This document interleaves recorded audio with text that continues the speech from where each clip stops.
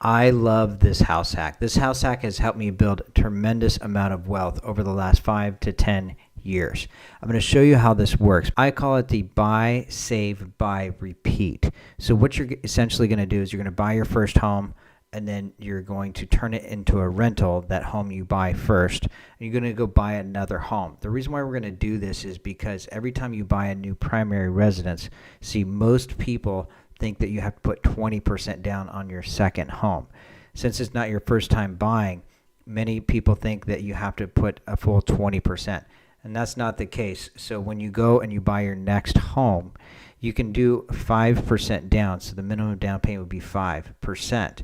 And so what you want to do is when you buy your first home, you want to save every single month and save up for a down payment. This could be a 2-year period, maybe a 3-year period, but you're going to save up for your next down payment on your next home. If you bought for, let's say, $300,000 for your first home, your mortgage payment is going to be about $2,300, and this is a CalHFA 100% financing, no down payments. Your first one is no down payment, 100% financing. And by the way, if you do have some money for a down payment, save it. Do utilize the down payment assistance, utilize the first-time homebuyer programs, save that money for your next piece of real estate. So your payment's going to be $2,300. Now that payment does include your principal and interest, taxes, homeowner's insurance, mortgage insurance, and total payment. If we fast forward, let's say 2 years. Now remember, it could be more than 2 years. It could be 1 year too, but you're going to save up a down payment. Let's say 2 years.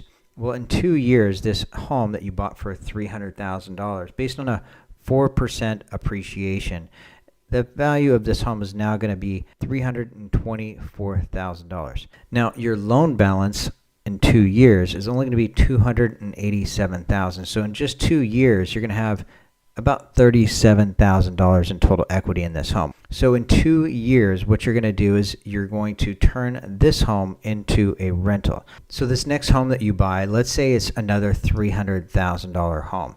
You could buy for a little more, maybe a little less, or this could be 3 years later, or maybe 4 years. But the point is now you're going to rent this home out, and you're going to charge about $2,500, $2,600 in rent. Here's the secret. I can use this rent that you're going to get on this home to help cover this payment so that you can now buy this next house and come in with just 5% down. Because remember, you're saving along the way. You're saving $700 to $1,000 a month. Now, if you could only save maybe $300 a month or maybe $400, it might take 3 years to save up for another down payment.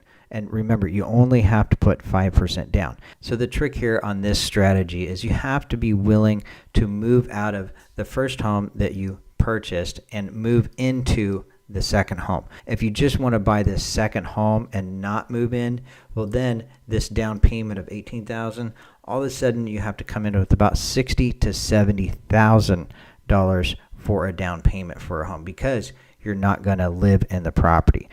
Now, if we fast forward another 2 years on the original home that you purchased, well, that home is continuing to appreciate. So now that home is worth $350,000. The loan balance is $279,000, and so your total equity in your home is about $71,000 for the first home that you purchased. And by the way, that tenant is paying all this principal every single month or every single year. They're paying this principal down for you, and you're getting the market appreciation. So we have $71,000 on your first house, and then on the second house, now 2 years after you bought that second house, we're 4 years in.